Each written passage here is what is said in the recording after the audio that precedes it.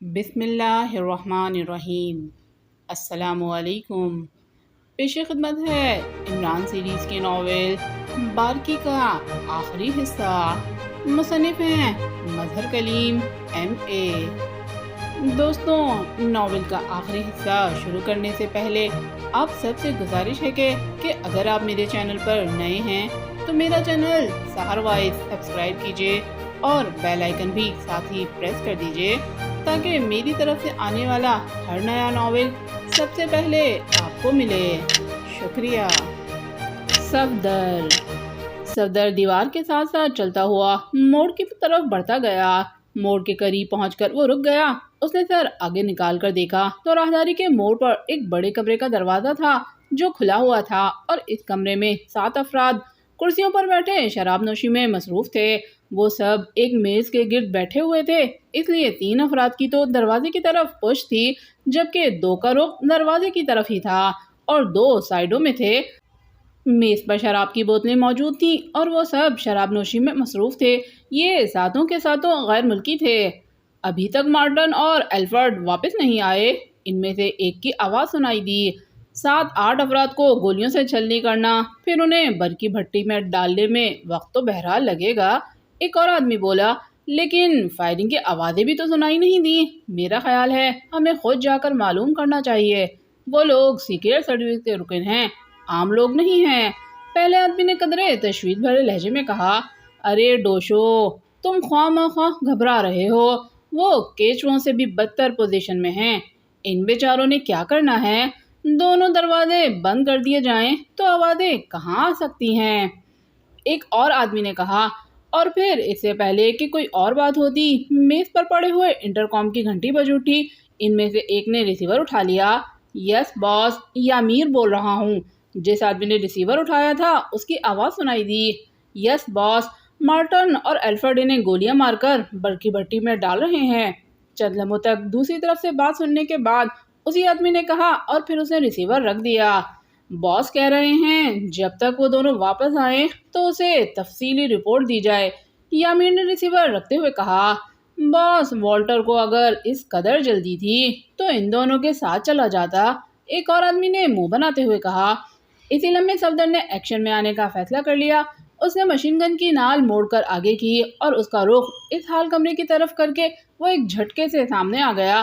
پھر پلک جھپکنے میں اس نے ٹریگر دبا دیا۔ ریٹ ریٹ کی تیز آوازوں کے ساتھ ہی ساتوں کے ساتوں وہی کرسی سمیت اچھل کر فرش پر گرے اور کچھ دیر تک بری طرح ہاتھ پیر مارنے کے بعد ساکت ہو گئے۔ صفدر تیزی سے آگے بڑھا اور اس نے کمرے میں جا کر اس کا تفصیل سے جائزہ لیا تو کمرے کے کونے میں ایک دروازہ تھا جس پر لفٹ کا مخصوص نشان موجود تھا۔ صفدر اس لفٹ کی طرف جانے کے بجائے تیزی سے واپس مڑا اور دوڑتا ہوا اپنے ساتھیوں کے پاس پہنچ گیا۔ حملہ آور ابھی تک فرش پر بے ہوش پڑا ہوا تھا۔ اسے اٹھا کر ساتھ لے چلو، جلدی کرو، ان کا باس والٹر اوپر ہے، صفدر نے اندر داخل ہوتے ہوئے کہا اور واپس مڑ گیا۔ تھوڑی دیر کے بعد وہ اس بے ہوش آدمی سمیت واپس اسی بڑے کمرے میں پہنچ گئے جہاں 7 لاشیں گولیوں سے چھلنی پڑی ہوئی تھیں۔ اوپر کی سچویشن نہ جانے کیسی ہو، اس لیے اوپر ہم 2 افراد جائیں گے۔ اسلحہ لے لو، سامنے بڑے باکس کی ساخت بتا رہی ہے کہ اس میں اسلحہ موجود ہے، صفدر نے کہا، اور تنویر اور چوہان تیزی سے کونے میں پڑے ہوئے مخصوص ساخت کے باکس کی طرف بڑھ گئے۔ واقعی اس کے اندر جدید ترین اسلحہ موجود تھا۔ تنویر، تم میرے ساتھ آؤ، لیکن کوئی جذباتی قدم مت اٹھانا، تم نے اس باس کو زندہ پکڑنا ہے، صفدر نے تنویر سے کہا، اور تنویر نے سر ہلا دیا۔ صفدر نے لفٹ کا دروازہ کھولا اور وہ دونوں اندر داخل ہو گئے۔ دروازہ بند کر کے صفدر نے لفٹ کے اندر موجود بٹن دبایا تو لفٹ تیزی سے اوپر کو اٹھنے لگی۔ چند دموں کے بعد ہی لفٹ رک گئی۔ صفدر نے آہستہ سے دروازہ کھولا اور باہر جھانکا۔ یہ ایک اور چھوٹی سی راہداری تھی جس میں ایک دروازہ موجود تھا، لیکن یہ دروازہ بند تھا۔ وہ دونوں لفٹ سے نکل کر دبے پاؤں اس دروازے کی طرف بڑھ گئے۔ اسی لمحے انہیں دروازے کے دوسری طرف سے گھنٹی بجنے کی آواز سنائی دی۔ دروازہ پوری طرح سے بند نہیں تھا، اس میں خاصی جھری موجود تھی، اس لیے اندر سے آواز واضح طور پر سنائی دے رہی تھی، یس، والٹر اسپیکنگ۔ ریسیور اٹھائے جانے کی آواز کے بعد ایک اور آواز سنائی دی اور صفدر نے ساتھ کھڑے تنویر کو ہونٹوں پر انگلی رکھ کر خاموش رہنے کے لیے کہا۔ والٹر کی آواز تو ان تک پہنچ رہی تھی، لیکن دوسری طرف سے بولنے والے کی آواز نہیں آ رہی تھی۔ البتہ والٹر نے لفظ باس ادا کیا تھا، اس لیے صفدر سمجھ گیا تھا کہ بولنے والا والٹر کا بھی باس ہے، اور بات چیت چونکہ انٹر کام کے بجائے ٹیلی فون کے ذریعے ہو رہی تھی، اس لیے ظاہر ہے کہ والٹر کا باس اس بلڈنگ میں موجود نہ تھا۔ پھر والٹر کی آخری بات سن کر صفدر چونک پڑا۔ اس نے یخلق دروازے کو لات ماری اور مشین گن سمیت اچھل کر اندر داخل ہو گیا۔ خبردار والٹر، ہاتھ اٹھا دو ورنہ، ایک سائڈ پر میز کے پیچھے بیٹھے ہوئے ایک بھاری قدامت کے نوجوان کی طرف مشین گن کا رخ کرتے ہوئے صفدر نے چیخ کر کہا، تو تم یہاں؟ والٹر کا منہ حیرت کی شدت سے پورا کھل گیا تھا اور چہرہ مست ہو گیا تھا۔ دوسرے لمحے اس نے بے اختیار دونوں ہاتھ اٹھا کر اپنی آنکھیں ملنا شروع کر دیں۔ اتنی دیر میں صفدر اور اس کے پیچھے داخل ہونے والا تنویر مشین گن لیے اس کے سر پر پہنچ گئے۔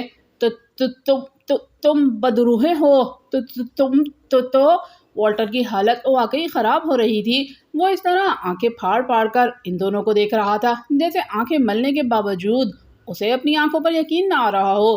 تنویر نے یخلق اسے بازو سے پکڑ کر اپنی طرف ایک زوردار جھٹکے سے کھینچا اور بھاری والٹر یخلق چیختا ہوا کرسی سے اچھل کر تنویر کے سامنے زمین پر جا گرا۔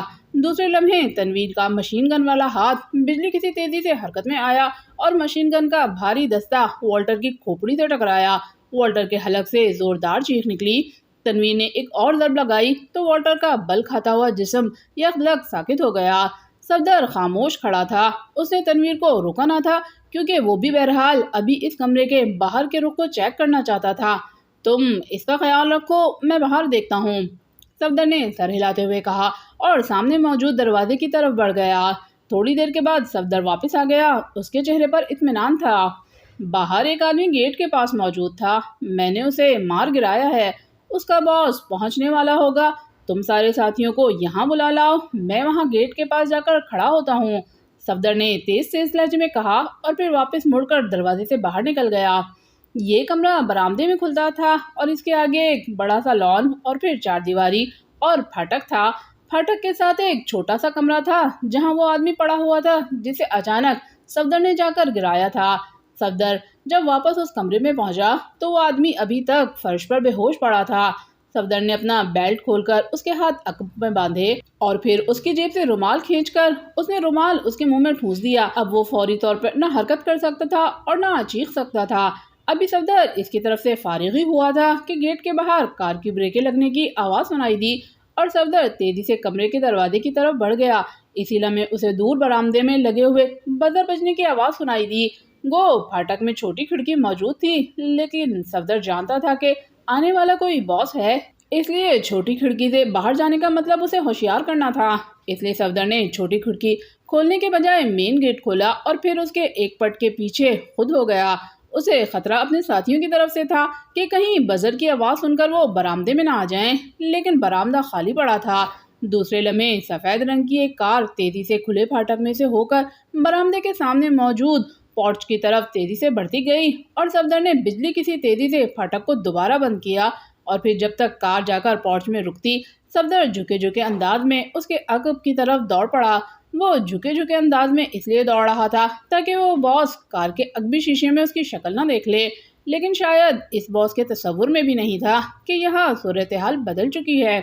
اس لیے جب تک صفدر کار کے قریب پہنچا، کار کے ڈرائیونگ سیٹ پر موجود آدمی دروازہ کھول کر نیچے اترا اور پھر دروازہ بند کر کے وہ برآمدے کی طرف بڑھا ہی تھا کہ یکلق صفدر نے چیخ کر کہا، خبردار، ہاتھ اٹھا دو۔ صفدر کی آواز گونجدار تھی اور عقب سے صفدر کی آواز سن کر وہ آدمی بجلی کی سی تیزی سے مڑا ہی تھا کہ یکلق صفدر نے کسی چیتے کی طرح سے چھلانگ لگا دی اور اس آدمی کو ساتھ لیتا ہوا وہ برآمدے کی سیڑھیوں پر جا گرا۔ اس آدمی کے حلق سے زوردار چیخ نکلی۔ اس طرح اچانک سیڑھیوں پر پشت کے بل گرنے کی وجہ سے اس کی کمر کی ہڈی پر زوردار ضرب آئی تھی۔ صفدر چونکہ پہلے ہی سنبھلا ہوا تھا اس لیے نیچے گرتے ہی اس نے کلبا دکھائی اور دوسرے لمحے وہ برآمدے میں کھڑا تھا جبکہ وہ آدمی سیڑھیوں پر ہی بری طرح لوٹ پوٹ رہا تھا۔ مشین گن چھلانگ لگانے کی وجہ سے صفدر پہلے ہی ہاتھ سے چھوڑ چکا تھا، اس لیے کلبا دکھا کر سیدھے ہوتے ہی صفدر نے ایک بار پھر جمپ لگایا اور تیزی سے دوڑتا ہوا اس نے سب سے پہلے کار کی آڑ لے کر مشین گن اٹھائی۔ کار کی آڑ اس نے جان بوجھ کر لی تھی کیونکہ اسے خطرہ تھا کہ وہ آدمی کہیں عقب سے اس پر فائر نہ کر دے، لیکن جب مشین گن اٹھا کر وہ مڑا تو اس نے اس باس کو سیڑھیوں کے نیچے ساکت پڑے ہوتے دیکھا اس کا چہرہ شدید تکلیف سے مست ہو چکا تھا۔ صفدر نے مشین گن کاندھے سے لٹکائی اور جھک کر پہلے اس باس کی نبض چیک کی۔ جب اسے اطمینان ہو گیا کہ وہ طویل عرصے تک ہوش میں نہیں آ سکتا تو اس نے اسے اٹھا کر کاندھے پہ ڈالا اور تیزی سے اسی کمرے کی طرف بڑھ گیا جہاں وہ تنویر اور واٹر کو چھوڑ آیا تھا۔ بلیک زیرو بڑی بے چینی اور اضطراب کے عالم میں آپریشن روم میں ٹہل رہا تھا۔ اسے اس طرح ٹہلتے ہوئے تقریباً 1 گھنٹہ ہو چکا تھا۔ پوری سیکرٹ سروس ماں ٹائیگر کے غائب ہو چکی تھی۔ بلیک زیرو خود جا کر نیلم کالونی والی کوٹھی چیک کر آیا تھا لیکن وہ کوٹھی بالکل ہی خالی تھی۔ اس نے اس کے تہخانے بھی چیک کیے تھے لیکن وہاں کوئی آدمی نہ تھا، حتیٰ کہ وہاں سامان نام کی بھی کوئی چیز نہیں تھی۔ وہاں سے مایوس ہو کر وہ واپس دانش منزل آیا تو یہاں ٹیلی فون ریکارڈ سے اسے معلوم ہوا کہ ہسپتال سے ڈاکٹر صدیقی نے پیغام ریکارڈ کرایا ہے کہ عمران صاحب اپنے کمرے سے پراسرار طور پر غائب ہو چکے ہیں۔ یہ اس کے لیے ایک اور ذہنی دھچکا تھا۔ اس نے ڈاکٹر صدیقی کو فون کیا تو ڈاکٹر صدیقی نے تفصیل بتائی کہ ہسپتال کے عقبی حصے کا بند دروازہ کھلا ہوا ہے اور عمران صاحب غائب ہیں۔ چونکہ اسے طویل نیند کا انجیکشن لگا دیا گیا تھا اس لیے سب اس کی طرف سے مطمئن تھے۔ اب بھی اسے اسپتال کے ارد گرد کافی چیک کیا گیا ہے لیکن اس کا کہیں پتہ نہیں چل سکا۔ ظاہر ہے بلیک زیرو کیا کہتا، اس نے صرف ڈاکٹر صدیقی کو اس کی اور اس کے عملے کی غفلت پر جھاڑ کر ریسیور رکھ دیا۔ اسے یقین تھا کہ سیکرٹ سروس کی طرح بلیک تھنڈر کے ایجنٹ کسی پراسرار طریقے سے عمران کو بھی اغوا کرا کر لے گئے ہیں۔ یہ ایک ایسی سچویشن تھی جو اس سے پہلے آج تک پیدا نہیں ہوئی تھی کہ پوری سیکرٹ سروس اور عمران سب اس طرح غائب ہو گئے تھے۔ ایک لحاظ سے اس کا ذہن مایوس سا ہو کر رہ گیا تھا کہ وہ اب کیا کرے تو کرے کیا۔ اسی ادھیڑ بن اور اضطراب کے عالم میں وہ آپریشن روم میں ٹہل رہا تھا۔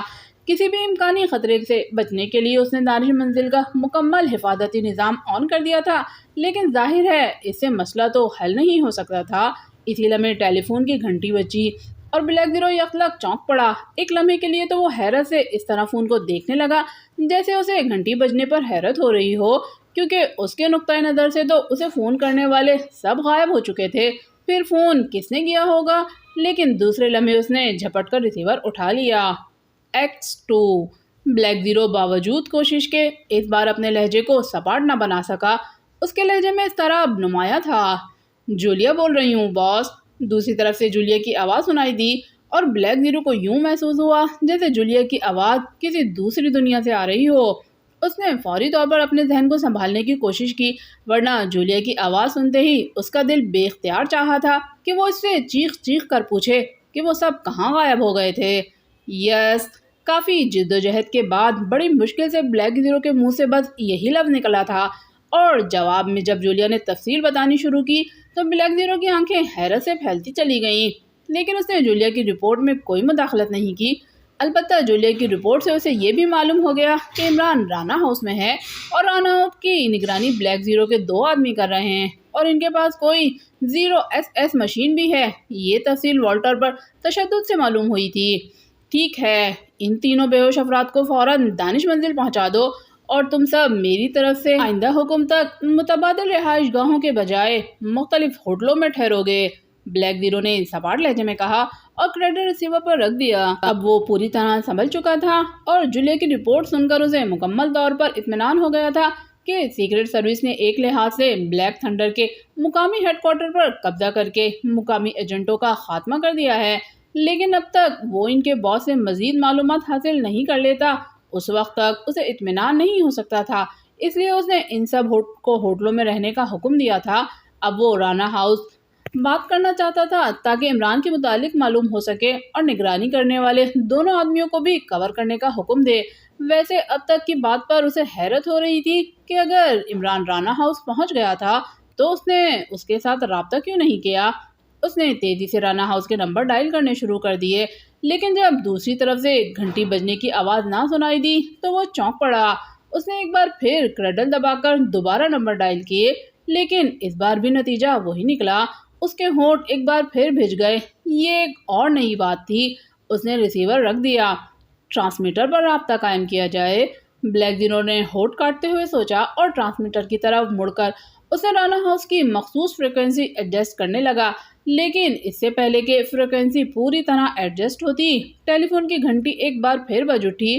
اور بلیک زیرو نے ٹرانسمیٹر کی نوب سے ہاتھ ہٹا کر دوبارہ ریسیور اٹھا لیا۔ X2 بلیک زیرو نے مخصوص لہجے میں کہا۔ عمران بول رہا ہوں۔ دوسری طرف سے عمران کی آواز سنائی دی اور بلیک زیرو ایک بار پھر بری طرح سے چونک پڑا۔ عمران صاحب، آپ رانا ہاؤس سے بول رہے ہیں؟ ابھی میں نے وہاں فون کیا تو گھنٹی ہی نہیں جا رہی تھی۔ بلیک زیرو نے اس بار اصل لہجے میں کہا۔ صاحب نہیں، صاحبہ کہو۔ ایک تو تم مردوں کو کیا عذاب ہے کہ دوسروں کو بھی مرد بنا ڈالتے ہو۔ ہوئے جو ظالم اور وحشی صنف۔ عمران کی اٹھلاتی ہوئی آواز سنائی دی اور بلیک زیرو کے بے اختیار ہونٹ بھیج گئے۔ اچھا عمران صاحبہ، آپ ہسپتال سے رانا ہاؤس کیسے پہنچ گئے؟ اوہ سوری، پہنچ گئیں، جبکہ آپ کو ڈاکٹر صدیقی نے طویل نیند کی دوا کا بھاری ڈوز دیا تھا۔ بلیک زیرو نے بڑی مشکل سے اپنے آپ پر قابو پاتے ہوئے کہا۔ ہمیں مردانہ لباس پہنا دیا گیا تھا اور ہمیں اس لباس میں بڑی شرم آ رہی تھی، اس لیے ہم لباس بدلنے رانا ہاؤس گئے، مگر وہاں یہ تمہاری صنف کے دو دیو ہمیں زنانہ لباس پہننے ہی نہیں دے رہے۔ وہ کہتے ہیں کہ ہم تمہیں کچا چبا جائیں گے اور ہمیں بڑا ڈر لگ رہا ہے ان دنوں سے، تم پلیز ہماری سفارش کر دو۔ دوسری طرف سے عمران کی وہی ناز بھری اٹھلاتی ہوئی آواز سنائی دی۔ جوزف موجود ہے، ریسیور دیں۔ بلیک زیرو نے ایک لمحے خاموش رہنے کے بعد کہا۔ یس، جوزف بول رہا ہوں۔ چند لمحوں بعد جوزف کی آواز سنائی دی۔ جوزف، رانا ہاؤس کے باہر دشمن کے 2 ایجنٹ نگرانی کر رہے ہیں۔ ان کے پاس کوئی ایسی مشین ہے جس سے وہ فوری طور پر عمارت کے اندر موجود افراد کو بے حس کر سکتے ہیں۔ عمران صاحب کی ذہنی حالت درست نہیں، اس لیے تم ایسا کرو کہ جوانوں کو ساتھ لے کر انہیں کسی طرح گھیر لو۔ یہ دونوں غیر ملکی ہوں گے اور انہیں مار گرانے کے بعد مجھے فون کرو، پھر میں تمہیں مزید ہدایات دوں گا۔ بلیک زیرو نے سنجیدہ لہجے میں کہا۔ ٹھیک ہے، میں ابھی چیک کرتا ہوں، جوزف نے کہا اور اس کے ساتھ ہی ریسیور رکھے جانے کی آواز سنائی دی اور بلیک زیرو نے ڈھیلے ہاتھ سے ریسیور رکھ دیا۔ عمران کی ذہنی تبدیلی اس کے لیے واقعی سہانے روح بنی ہوئی تھی۔ ڈاکٹر صدیقی نے اسے بتا دیا تھا کہ عمران کی ذہنی حالت اب کسی طرح بھی ٹھیک نہیں ہو سکتی اور اگر اسے ٹھیک کرنے کی کوشش کی گئی تو اس کا ذہن ہمیشہ کے لیے معاف ہو سکتا ہے۔ ابھی وہ بیٹھا اس بارے میں سوچ ہی رہا تھا کہ کمرے میں تیز سیٹی کی آواز سنائی دی اور بلیک زیرو بے اختیار چونک پڑا۔ اس نے جلدی سے میز کے کنارے پر لگے ہوئے 2 بٹن دبائے تو سامنے دیوار پر اسکرین روشن ہو گئی۔ اسکرین پر گیٹ کا بیرونی منظر نظر آ رہا تھا۔ وہاں ایک کار موجود تھی جس میں جولیا کے ساتھ صفدر متبادل میک اپ میں کھڑا تھا۔ کار کے اندر ڈرائیونگ سیٹ پر تنویر بھی متبادل میک اپ میں بیٹھا ہوا تھا اور صاف نظر آ رہا تھا۔ بلیک زیرو نے اسکرین آف کی اور پھر اس نے دراز کھول کر اس کے اندر لگے ہوئے بٹنوں کے بڑے پینل سے کئی بٹن آف کر دیے۔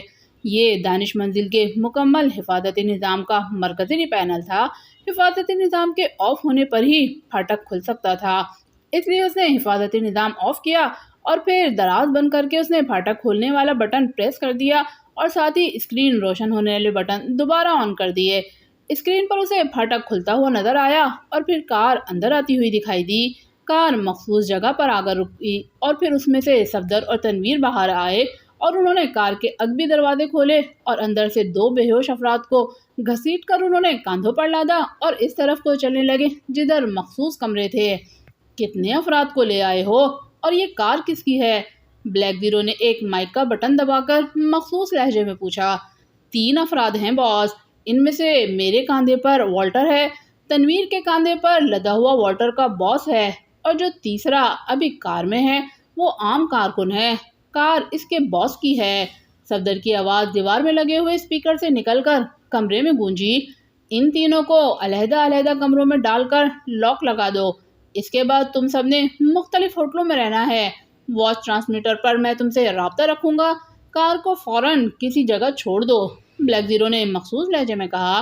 یس باس، صفدر نے جواب دیا اور پھر تھوڑی دیر کے بعد وہ تینوں افراد کو مختلف کمروں میں پہنچا کر کار لے کر دانش منزل سے واپس چلے گئے تو بلیک زیرو نے ایک بار پھر پھاٹک بند کرنے والے بٹن پریس کرنے شروع کر دیے۔ پھاٹک بند کر کے وہ بھی سوچ رہا تھا کہ ان کے آنے والے سے کیا پوچھ گچھ کرے، یا پہلے جوزف یا عمران کی طرف سے کال کا انتظار کرے کہ ٹیلی فون کی گھنٹی ایک بار پھر بج اٹھی اور بلیک زیرو نے چونک کر ریسیور اٹھا لیا۔ X2 بلیک زیرو نے مخصوص لہجے میں کہا۔ جوزف بول رہا ہوں طاہر صاحب، میں نے اور جوانا نے ان دونوں آدمیوں کا جو رانا ہاؤس کی نگرانی کر رہے تھے خاتمہ کر دیا ہے۔ ان میں سے ایک کے پاس ایک کیمرہ نما مشین ملی ہے جسے دیکھ کر باس بے حد حیران ہوئے، اور پھر باس اس مشین کو لے کر فوراً ہی آپ کے پاس روانہ ہو گئے ہیں۔ وہ اس مشین کا لیبارٹری میں تجزیہ کرنے کے بارے میں کہہ رہے تھے۔ میں نے آپ کو فون اس لیے کیا ہے کہ آپ کو بتا دوں کہ میں نے بارکی کو بھگا دیا ہے۔ اب باس بالکل ٹھیک ہیں۔ جوزف کا لہجہ آخر میں انتہائی مسرت بھرا سا ہو گیا تھا۔ بارکی کو بھگا دیا ہے؟ کیا مطلب؟ بلیک زیرو جوزف کا آخری فقرہ سن کر بے حد حیران ہوا تھا۔ طاہر صاحب، باس کے دماغ پر ویران جنگلوں میں گھومنے والی بدروح بارکی نے قبضہ کر لیا تھا، اور بارکی چونکہ ایک عورت کی روح ہے جس پر بچہ جنتے وقت اکوشا دیوتا کا سایہ پڑ جاتا ہے۔ میں نے کمپالا کے عظیم وچ ڈاکٹر کو اس بارکی کو بھگاتے ہوئے خود دیکھا تھا۔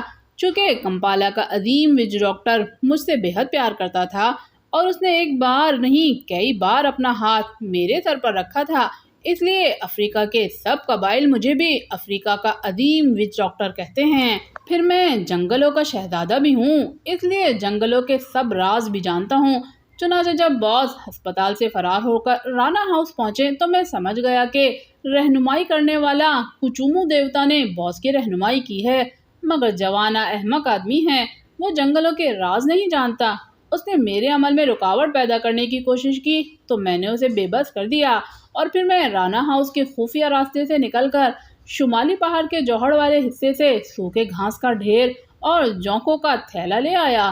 میں نے گھاس باس کے بستر کے چاروں طرف بچھا دی اور جونکوں کے سر کاٹ کر ایک طرف پھینک دیے، کیونکہ جونکوں کے سروں میں شیطانوں کے گھر ہوتے ہیں، اور جونکوں کے جسم گھاس میں ڈال دیے، اور شراب کی 4 بوتلیں ڈال کر میں نے گھاس کو آگ لگا دی، اور اس میں سے نکلنے والے دھوئیں نے باس کے ذہن پر قبضہ کرنے والی بارکی کو گھیر لیا، اسے خوب پٹخیاں دیں اور اسے فرار ہونے پر مجبور کر دیا۔ لیکن بارکی بہت بڑی شیطان روح ہوتی ہے اور آسانی سے فرار نہیں ہوتی، اس لیے جب دھواں ختم ہوا تو آخری جھٹکا دینے کے لیے میں نے راکھ باس کے نتنوں میں ڈال کر پھونکے مار دی، اور زوردار چھینکوں نے آخر کار بارکی کو بھاگنے پر مجبور کر دیا۔ پھر باس ٹھیک ہو گیا، اس نے فوراً ہی اپنے جسم پر پہنا ہوا زنانہ لباس اتار دیا۔ پھر جوانا کے کہنے پر باس نے اسے الٹی سیدھی پٹیاں پڑھانی شروع کر دی کہ کوئی سائنسی بات تھی، لیکن آخر کار باس اور جوانا دونوں نے تسلیم کر لیا کہ کمپالا کا وچ ڈاکٹر عظیم بھی ہے اور سچا بھی۔ اب باس شرارت کے طور پر بارکی والے لہجے میں آپ سے بات کر رہے تھے، اس لیے باس کے آپ کے پاس پہنچنے سے پہلے میں نے آپ کو بتا دیا ہے۔ اب آپ بے فکر رہیں، بارکی بھاگ چکی ہے۔ جوزف بغیر کسی وقفے کے مسلسل بولے چلا جا رہا تھا، اور بلیک زیرو کو یوں محسوس ہو رہا تھا جیسے وہ کوئی بچہ ہو جسے کوئی پراسرار سی کہانی سنائی جا رہی ہو۔ جوزف، جوانا کہاں ہے؟ بلیک زیرو نے اس کے خاموش ہوتے ہی پوچھا۔ اسے باس نے کسی کام سے بھیجا ہے۔ کیوں؟ جوزف نے چونک کر پوچھا۔ ویسے ہی پوچھ رہا ہوں۔ اچھا، شکریہ، بلیک زیرو نے گول مول سا جواب دیتے ہوئے کہا اور ریسیور رکھ دیا۔ اسی لمحے کمرے میں تیز سیٹی کی آواز گونجی اور بلیک زیرو بے اختیار چونک پڑا۔ اس نے جلدی سے میز کے کنارے پر موجود بٹن پریس کیے تو دیوار پر اسکرین ایک جھماکے سے روشن ہو گئی، اور اب گیٹ سے باہر عمران کھڑا نظر آ رہا تھا۔ بلیک زیرو نے بٹن آف کیے اور پھر پھاٹک کھولنے والا بٹن دبا دیا، اور پھر بے اختیار اس نے دونوں ہاتھوں سے سر پکڑ لیا۔ جوزف کی اس پراسرار کہانی نے صحیح معنوں میں اسے چکرا کر رکھ دیا تھا۔ کیا ہوا ہے آپ کو؟ خیریت ہے؟ اچانک عمران کی نسوانی آواز سنائی دی۔ جہاں بارکی آ جائے وہاں خیریت کیسے ہو سکتی ہے عمران صاحبہ؟ بلیک زیرو کے منہ سے لاشعوری طور پر نکلا۔ اوہ، تو جوزف نے پہلے ہی اپنا کارنامہ پہنچا دیا ہے تم تک۔ مجھے اب اس کے پیٹ پر سیمنٹ کا پلاسٹر کرانا پڑے گا، ورنہ اس کا پیٹ اسی طرح کچا رہا تو نہ جانے جنگل کے کتنے راز باہر نکل جائیں گے، عمران نے ہنستے ہوئے کہا، اور بلیک زیرو بے اختیار اچھل پڑا۔ وہ اب حیرت سے آنکھیں پھاڑے عمران کو دیکھ رہا تھا، کیونکہ اس بار عمران اپنے اصلی اور صحیح لہجے میں بول رہا تھا۔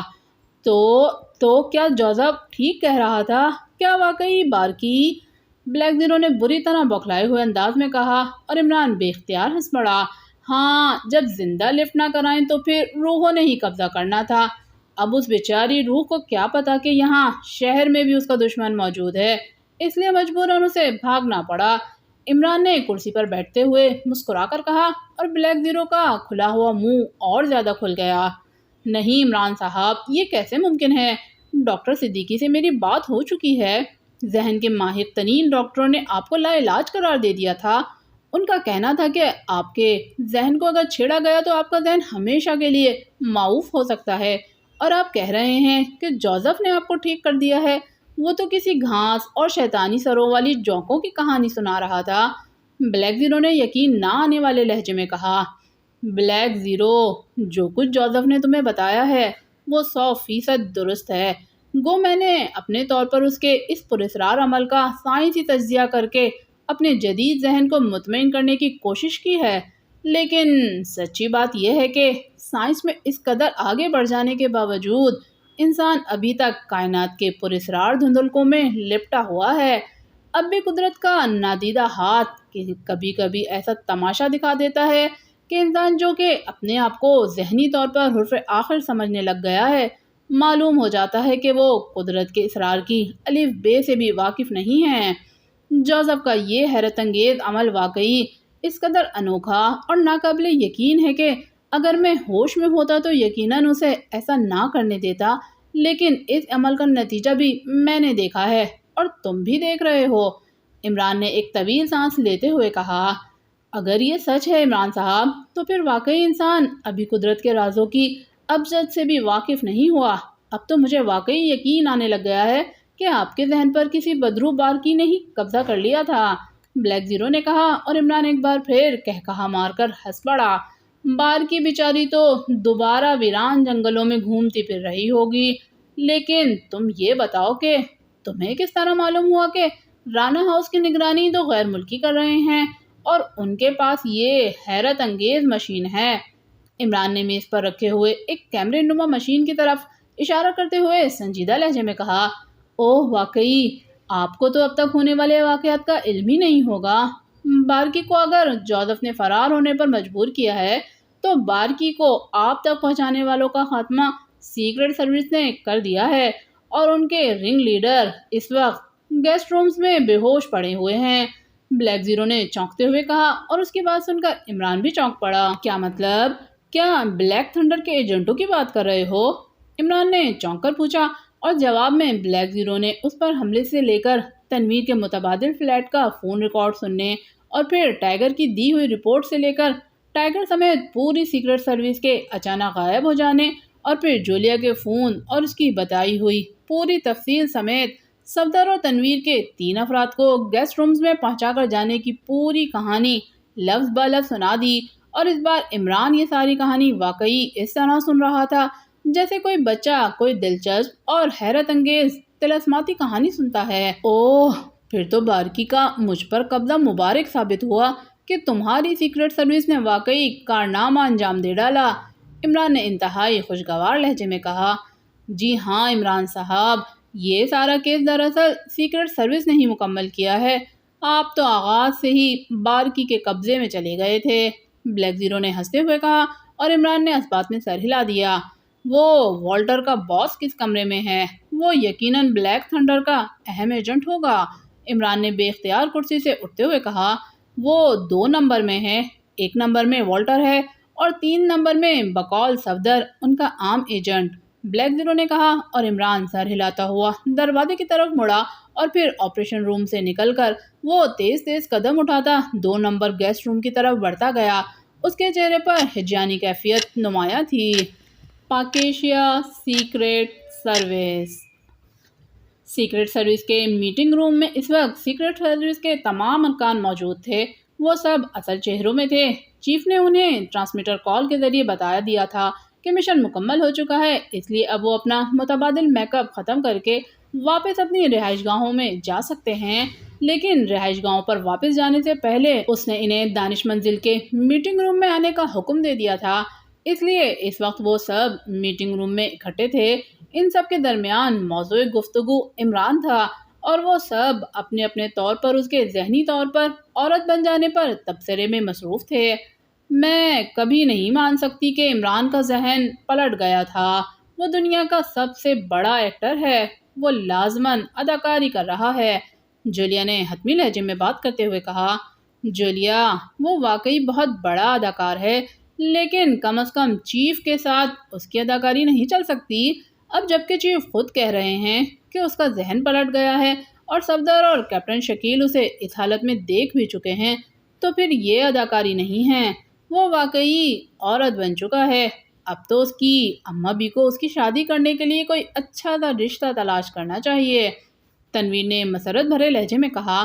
اس کا انداز بتا رہا تھا کہ عمران کے ذہنی طور پر عورت بن جانے پر اسے دلی طور پر بے پناہ مسرت ہوئی ہے، حالانکہ یہ وہی تنویر تھا جو اس سے پہلے صفدر سے یہ سن کر کے عمران پر قاتلانہ حملہ ہوا ہے اس کے لیے دلی طور پر رنجیدہ ہو گیا تھا۔ پھر اس سے پہلے کہ کوئی اس کی بات کا جواب دیتا، دیوار میں نصب ٹرانسمیٹر مائک سے ٹو ٹو کی آوازیں نکلنے لگی اور جولیا نے جلدی سے ہاتھ بڑھا کر اس کا بٹن آن کر دیا۔ ہیلو ممبرز، میں نے آپ کو یہاں اس لیے کال کیا ہے کہ اس عجیب و غریب کیس کی تفصیلات سے آپ کو آگاہ کر سکوں۔ اوور، مائک سے ایکس2 کی مخصوص آواز گونج اٹھی۔ یس باس، اوور، جولیا نے مؤدبانہ لہجے میں جواب دیتے ہوئے کہا۔ یہ کیس دراصل عمران کو ناکارہ کرنے اور پاک ایشیا سیکرٹ سروس کا خاتمہ کرنے کی ایک عجیب انداز کی کوشش پر مشتمل تھا، اور یہ مشن بلیک تھنڈر نے ترتیب دیا تھا، وہی بلیک تھنڈر جس کا ایجنٹ ٹرومین پہلے ہمارے خلاف کام کر چکا ہے۔ اس بار بلیک تھنڈر نے اپنی پوری توجہ عمران پر مرکوز کر دی۔ عمران کی شہرت کچھ اس انداز سے مجرم تنظیموں میں پھیل چکی ہے کہ وہ سب یہ سمجھنے لگ گئے ہیں کہ عمران کا خاتمہ ناممکن ہے، اور شاید بلیک تھنڈر بھی سابقہ تجربات کی بنیاد پر اسی نتیجے پر پہنچی۔ چنانچہ اس نے اس بار عمران کو قتل کرنے کے بجائے ذہنی طور پر ناکارہ کر دینے کی انتہائی گہری پلاننگ کی۔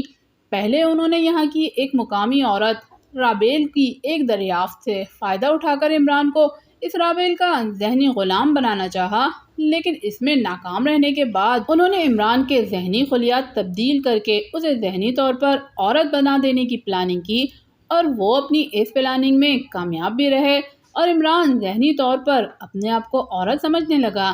لیکن اس کا باورچی سلیمان عمران کی والدہ کو بلا لایا، اور عمران کی والدہ چونکہ ایک ضعیف الاعتقاد خاتون ہیں، انہوں نے یہ سمجھا کہ عمران پر کسی پری کا سایہ ہو گیا ہے۔ چنانچہ اس پری کو بھگانے کے لیے انہوں نے عمران کے سر پر جوتیوں کی بارش کر دی، اور عمران حیرت انگیز طور پر درست ہو گیا، لیکن بلیک تھنڈر کو اس کا علم ہو گیا۔ چنانچہ انہوں نے عمران کے سر پر ضرب لگا کر اسے دوبارہ پہلی والی حالت میں کر دیا۔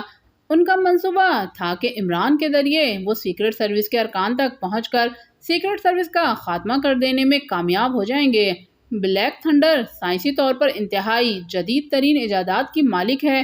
انہوں نے پہلے رابیل کے ہیپرنائز ذہن سے کام لیتے ہوئے صفدر اور اس کے ساتھیوں کو مارک کر لیا، اور عمران کا زنانہ لباس میں ایک فوٹو صفدر کو دے کر انہوں نے پوری سیکرٹ سروس کی نشاندہی کا پروگرام بنایا۔ لیکن اس فوٹو کو جب لیبارٹری میں چیک کیا گیا تو معلوم ہوا کہ اس کی مدد سے صفدر اور صفدر کے ذریعے دوسرے ارکان کی نشاندہی ہو سکتی ہے، اس لیے میں نے فوری طور پر آپ سب کو متبادل میک اپ اور متبادل رہائش گاہوں پر بھجوا دیا، لیکن اس کے باوجود وہ لوگ آپ سب تک پہنچ گئے۔ اس کے لیے انہوں نے ایک اور ایجاد TSS کا استعمال کیا، اور پھر اسی طرح کی ایک اور ایجاد 0SS کے ذریعے انہوں نے آپ سب کو ناکارہ بنا کر اپنے ایک ہیڈ کوارٹر میں اکٹھا کر لیا۔ مجھے آپ سب کی پوزیشن کا علم تھا، اور میں نے آپ لوگوں کے تحفظ کو بھی یقینی بنا دیا تھا، لیکن میں صرف یہ دیکھنا چاہتا تھا کہ آپ لوگ خود بھی کچھ کر سکتے ہیں یا نہیں، اور مجھے بے حد مسرت ہوئی ہے کہ آپ لوگوں نے واقعی اپنی صلاحیتوں سے کام لیا اور پوری سچویشن کو بدل ڈالا۔ اس طرح بلیک تھنڈر کے سب ایجنٹ مارے گئے اور ان کا ہیڈ کوارٹر بھی تباہ ہو گیا۔ اس کے ساتھ ہی ان کے 3 آدمی دانش منزل پہنچ گئے۔ رانا ہاؤس کی نگرانی کرنے والے بھی میری نظروں میں تھے۔ ان کے پاس 0SS مشین بھی موجود تھی، جس سے وہ طویل فاصلے سے بھی کسی وسیع اور عریض ٹارگیٹ میں موجود تمام افراد کو بیک وقت بے حس کر سکتے تھے۔ بہرحال میرے حکم سے جوزف اور جوانا نے ان دونوں کو ختم کیا اور مشین ان سے حاصل کر کے دانش منزل پہنچا دی۔ صفدر اور تنویر جن افراد کو دانش منزل چھوڑ گئے تھے ان میں سے ایک تو واقعی عام کارکن تھا، جبکہ دوسرا والٹر تھا اور تیسرا بلیک تھنڈر کا سپر ایجنٹ ہومر تھا۔ ہومر نے بڑی ذہانت سے شامی روڈ والی کوٹھی میں اپنے ایک اور آدمی کو ہلاک کر کے اس پر ایک بالکل جدید ساخت کا میک اپ کر دیا تھا۔ اسے وہ ڈاشیم میک اپ کہتے ہیں۔ یہ ایک ایسا میک اپ ہے جسے کسی طرح بھی چیک نہیں کیا جا سکتا، لیکن دانش منزل پہنچنے کے بعد اسے چیک کر لیا گیا، بلکہ اسے واش بھی کر لیا گیا۔ ادھر بلیک تھنڈر نے عمران کی مسلسل نگرانی کے لیے بھی ایک حیرت انگیز ایجاد اس پر استعمال کی۔ اسے وہ زولون آن سسٹم کہتے ہیں۔ یہ ایک مخصوص مرکب ہے جو انسانی جسم کے اندر جذب ہو کر کھال کے مساموں کے اندر موجود رہتا ہے۔ یہ زولون سسٹم عمران کے چہرے پر لگا دیا گیا۔ اس طرح عمران ہاسپٹل میں ہونے کے باوجود ان کی نظروں میں تھا۔ چنانچہ میں نے عمران کو ان کی نگرانی سے نکالنے کے لیے اسے رانا ہاؤس منتقل کر دیا اور اس کے چہرے پر ایک مخصوص مٹیریل لگا کر زولون سسٹم کو بھی ناکارہ کر دیا۔ رانا ہاؤس میں جوزف اور جوانا کی موجودگی سے وہ اب عمران پر حملہ نہیں کر سکتے تھے۔ ہومر سے جب مخصوص انداز میں پوچھ گچھ کی گئی تو اس نے نہ صرف پوری پلاننگ بتا دی، بلکہ اس نے بلیک تھنڈر کے ہیڈ کوارٹر کے بارے میں بھی چند اشارے دیے ہیں، لیکن وہ بھی ہیڈ کوارٹر کے بارے میں واضح طور پر کچھ نہیں جانتا۔ چنانچہ ہومر، والٹر اور اس کے تیسرے ساتھی کو ہلاک کر دیا گیا۔ اس طرح بلیک تھنڈر کا یہ خوفناک مشن مکمل طور پر ناکام ہو گیا، اور اس کے بعد میں نے آپ کو متبادل میک اپ ختم کرنے اور اپنی اصل رہائش گاہوں پر واپس جانے کے احکامات دے دیے۔ اوور، ایکس2 نے مشن کی تفصیل بتاتے ہوئے کہا، اور سیکرٹ سروس کے تمام ممبرز حیرت بھرے انداز میں اس عجیب و غریب مشن کی تفصیلات سنتے رہے۔ کوئی سوال؟ ایکس2 نے چند لمحے خاموش رہنے کے بعد پوچھا۔ باس، کیا واقعی عمران ذہنی طور پر عورت بن چکا ہے؟ اوور، جولیا نے اضطراب آمیز لہجے میں فوراً ہی سوال کر دیا۔ ہاں، نہ صرف عورت بن گیا ہے، بلکہ اس کی ذہنی اور جسمانی صلاحیتیں بھی پہلے کی طرح نہیں رہی۔ ماہر ترین ڈاکٹروں کے بورڈ نے بھی اسے لا علاج قرار دے دیا تھا۔ اوور، ایکس2 نے سپاٹ لہجے میں جواب دیتے ہوئے کہا، اور سوائے تنویر کے باقی سب ممبرز کے چہرے بے اختیار لٹک گئے۔ پھر تو باس، بلیک تھنڈر اپنے مشن میں کامیاب ہو گئی۔ اوور، جولیا نے ہونٹ بھیجتے ہوئے انتہائی مایوسانہ لہجے میں کہا۔ اسے شاید اب تک یقین تھا کہ عمران اداکاری کر رہا ہے، لیکن ایکس2 کے بتائے جانے پر اسے یقین کر لینا پڑا کہ عمران اداکاری نہیں کر رہا۔ میں نے حرف تھا استعمال کیا ہے مس جولیا۔ اوور، ایکس2 نے سخت لہجے میں کہا، تو جولیا سمیت سب ممبرز بے اختیار چونک پڑے۔ تو کیا سر عمران ٹھیک ہو گیا ہے؟ اوور، جولیا نے بے اختیار چیخنے کے سے انداز میں کہا۔ ہاں، ڈاکٹر نے تو اسے لا علاج قرار دے دیا تھا، لیکن جوزف کا خیال تھا کہ عمران کے ذہن پر ویران جنگلوں میں پھرنے والی بدروح بارکی نے قبضہ کر لیا ہے، اور اسے معلوم ہے کہ کمپالا قصبے کے وچ ڈاکٹر بارکی کو بھگانے کے لیے کیا عمل کرتے تھے، اور وہ یہی عمل عمران پر کرنا چاہتا تھا۔ چونکہ عمران رانا ہاؤس میں تھا اور اسے طویل نیند کا انجیکشن دیا گیا تھا، اس لیے جوزف نے اس پر وہ عمل کر ڈالا، اور اس عمل سے عمران ذہنی طور پر تندرست ہو گیا۔ اوور، ایکس2 نے جواب دیا۔ ایکس2 کا یہ جواب ایسا تھا کہ سارے ممبرز کے چہرے شدید ترین حیرت سے بگڑ گئے، کیونکہ وہ سوچ بھی نہیں سکتے تھے کہ ایکس2 بھی ایسے جاہلانہ عمل کی تائید کر سکتا ہے۔ مگر باس، جوزف کا عمل وہ تو… اوور، جولیا نے انتہائی بوکھلائے ہوئے لہجے میں کچھ کہنا چاہا، لیکن بوکھلاہٹ کی شدت سے وہ اپنا فقرہ بھی مکمل نہ کر سکی۔ مجھے معلوم ہے کہ تم لوگ کیا کہنا چاہتے ہو کہ اس جدید دور میں جنگلوں کے قدیم جادوگر نما وچ ڈاکٹروں کے عمل سے کوئی شخص کیسے ٹھیک ہو سکتا ہے، لیکن واقعی اس حیرت انگیز عمل سے عمران ٹھیک ہو چکا ہے۔ جوزف نے عمران کو ایک بستروں پر پلیٹوں سے جکڑ کر بے بس کر دیا۔ اس کے بستر کے گرد جماعتی گھاس، جسے وہ اپنی زبان میں متو کا گھاس کہتا ہے، کا ڈھیر لگا دیا۔ پھر اس نے زندہ جونگوں کی کثیر تعداد کے سر کاٹ کر ایک طرف پھینکے اور ان کے جسموں کو اس گھاس پر پھیلا کر گھاس پر شراب انڈیلی اور اسے آگ لگا دی۔ اس آگ سے بے پناہ دھواں پیدا ہوا جس نے عمران کو اپنے اندر چھپا لیا۔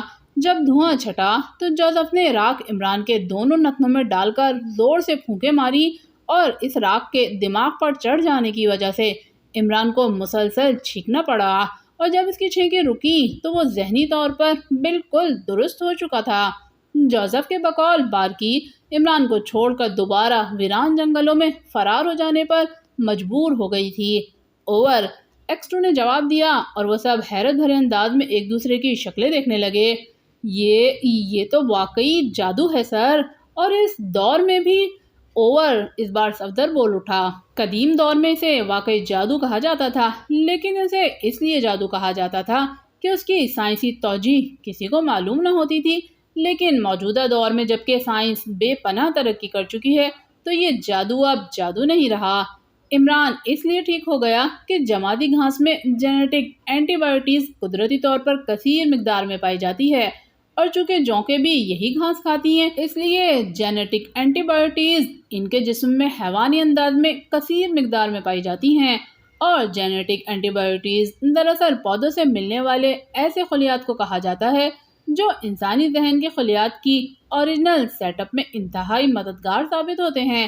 اس گھاس سے حاصل شدہ جینیٹک اینٹی بائیوٹیز کے ذریعے پوری دنیا کے ذہنی اسپتالوں میں ذہنی طور پر اپسیٹ مریضوں کا کامیابی سے علاج کیا جاتا ہے، لیکن جوزف کے اس عمل میں یہ بات نہیں تھی کہ نباتاتی اور حیوانی دونوں اینٹی بائیوٹیز کے ملنے کی وجہ سے مکس ہو کر زیادہ طاقتور ہو گئیں، اور انہوں نے دھوئیں کی شکل میں عمران کے ذہن کے اپسیٹ خلیات کو اوریجنل انداز میں سیٹ کر دیا، اور عمران جسے ڈاکٹر لا علاج قرار دے چکے تھے تندرست ہو گیا، کیونکہ ڈاکٹرز کو ابھی تک صرف نباتاتی جینیٹک کا علم ہے۔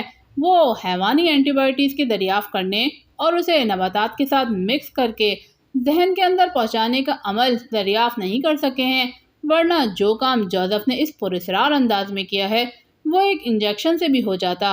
اوور، ایکس2 نے تفصیل سے وضاحت کرتے ہوئے کہا، سر یہ تو ایک حیرت انگیز بات ہو گئی ہے۔